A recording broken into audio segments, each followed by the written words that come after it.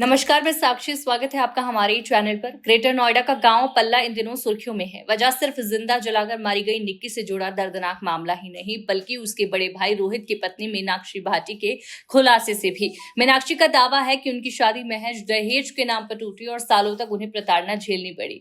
उनका कहना है कि वो तो 9 साल में सिर्फ 9 महीने ही ससुराल में रही। जिस परिवार में आज इंसाफ की गुहार लगाई जा रही है, वही परिवार कभी उनकी चीखों पर खामोश रहा था। मीनाक्षी भाटी की शादी 2016 में रोहित पायला से हुई थी।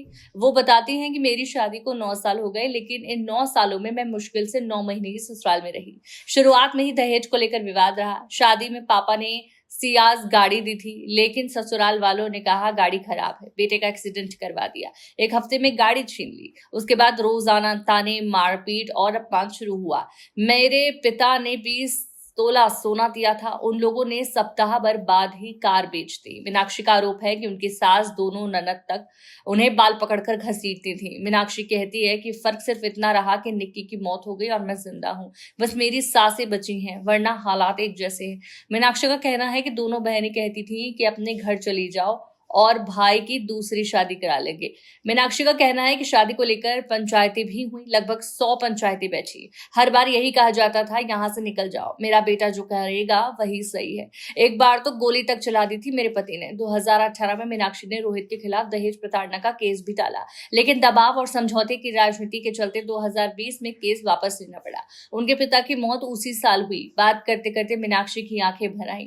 वो बताती है कि पापा ने कहा था ऐसे लोगों के साथ रिश्ता मत करो, लेकिन मैं घर बचाने की उम्मीद में चुप रही। पापा नहीं रहे तो सब खत्म हो गया। जिस दिन वो गए उसी दिन मैं इस घर से बेघर हो गई। मीनाक्षी का बड़ा सवाल निक्की और कंचन की परवरिश को लेकर है। वो कहती है कि मुझे फोन रखने नहीं देते थे, लेकिन अपनी बेटियों को पार्लर खुलवा कर दिया, सोशल मीडिया पर रील बनाने दी, इंस्टाग्राम चलाने दिया। अगर बहू के लिए नियम थे तो बेटियों के लिए क्यों नहीं? एक जैसी शक्ति क्यों नहीं? मीनाक्षी कहती है कि ससुराल वालों ने बेटियों को सपोर्ट किया, लेकिन बहू को हमेशा बोझ समझा, और निक्की को रोका टोका होता तो शायद हालात इतने बिगड़ते नहीं। बेटी चाहे मान ले या नहीं, पर माँ की बात जरूर सुनती है। मीनाक्षी कहती है कि आज वही परिवार इंसाफ की गुहार लगा रहा है। सोशल मीडिया पर निक्की का वीडियो वायरल है। वहां बहन कंचन लगातार पोस्ट कर रही हैं, सच सामने आएगा। लेकिन मीनाक्षी पूछती है कि इंसाफ किसे मिलेगा? मुझे भी तो किसी के बाप ने शादी करके भेजा था। मुझे भी दहेज के लिए पीटा गया, खदेड़ा गया। मेरे बाप ने भी जिंदगी की कमाई लगाई थी, तो क्या मेरी चुई किसी ने नहीं सुनी?